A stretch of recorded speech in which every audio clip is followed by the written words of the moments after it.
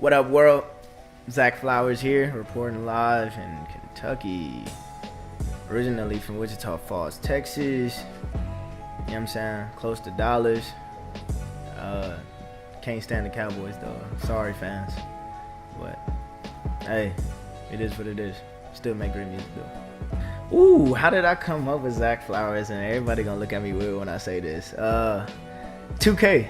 I was playing 2K, and I don't like creating players with my name because I can never do the things that the players could do. So I like to try to keep it as fake as possible. And I created this person named Zach Flowers, and he was cold. So I was like, oh, so I guess Zach Flowers could be anybody, not just me. You know what I'm saying? Rapping for about 4 years, and it's moving pretty fast. Like, I'm not like a lot of artists who've been doing this since they were like 16 or whatever, or 9, whatever these stories people tell you, but I have made great strides in my little span of 4 years, and I'm trying to keep going. Hopefully I can get 20. Artist wise, I was in a group called 3 Reasons way back. I love them guys. Shout out to T-Man and CJ.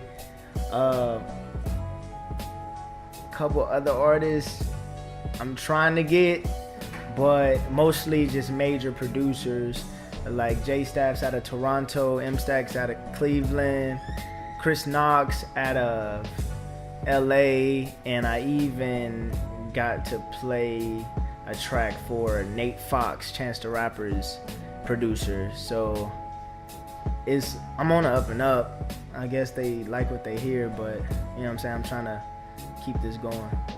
I can't even say the word right. Favorite track on Fleazy the mixtape, I would have to say Wrecking the Whole Night. One, because it is a true story, except for the second part of the song, but I just like the vibe of it and how I came about making it.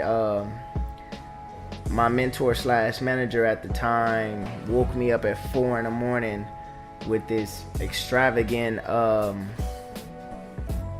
deal that he could possibly work out, and I just got highly motivated, and I just came out of a relationship with the girl I am explaining in the song. I won't say no names, but I just love the vibe of it.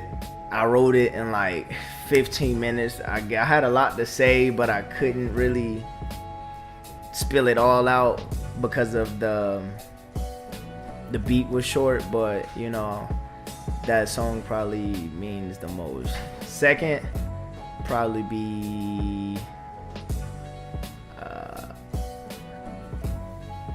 Daydreaming. But honestly, I wanted to be a R&B singer, a pop singer growing up. I didn't have really much hip hop going around when I was younger. We didn't get a hip hop station until like I was 8, and my grandma blast Anita Baker, the Isley Brothers, Heat Wave, and all those other great old musicians. My great grandma listened to a bunch of B.B. King. They love blues, a lot of gospel in the house. But when I did get into hip hop, it was more artists like Outkast, Dr. Dre, Snoop, Cube, No Limit, Master P, Silk the Shaka, Mystical, all of them, Juvenile. Like, those were my first real upbringings of hip hop. And then this guy named Kanye West came around, and he really moved me with his music. So I figured, hey, I'm just as animated as this guy. No, I'm not trying to compare myself to Kanye, but if I could be a rapper, this is what I want to aim for.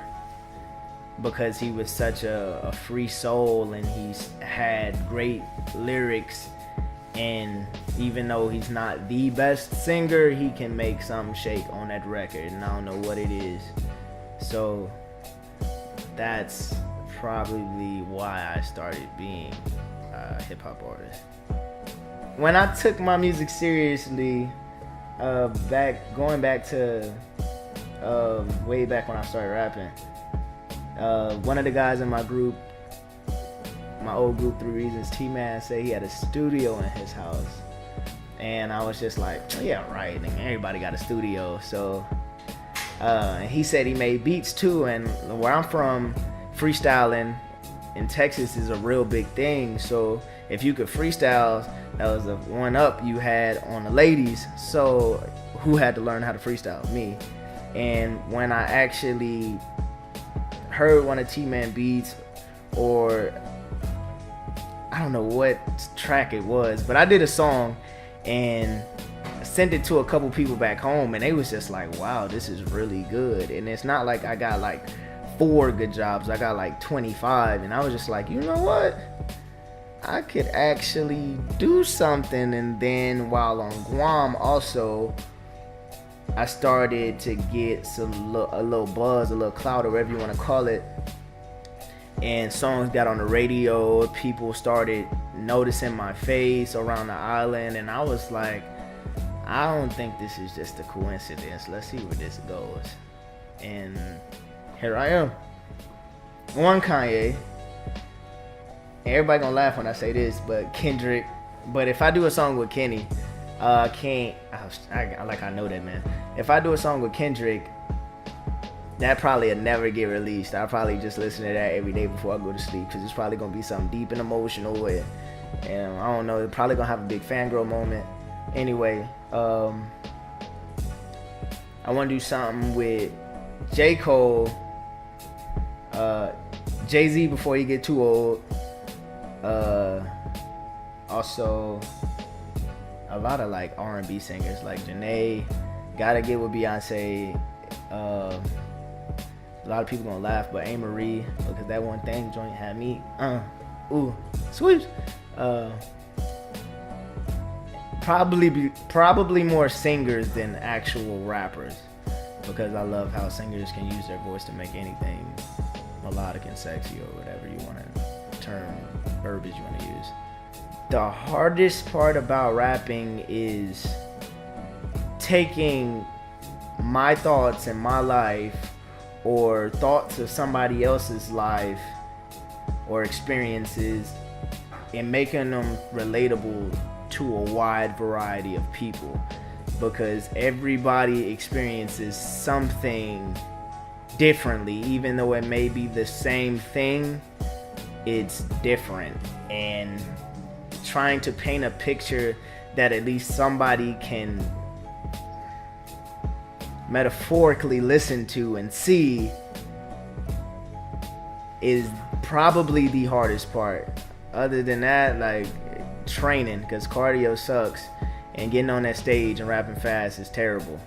But that's the hardest part. Shout out my granny if you watching this. You heard me? Love you.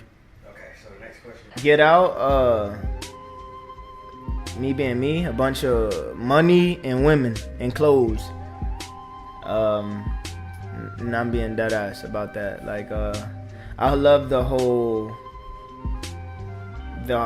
idea of celebrity. I don't run from that. I don't try to shy away from it. So if me doing this keeps putting me on that superstar, roadmap, then hey, I'm all for it.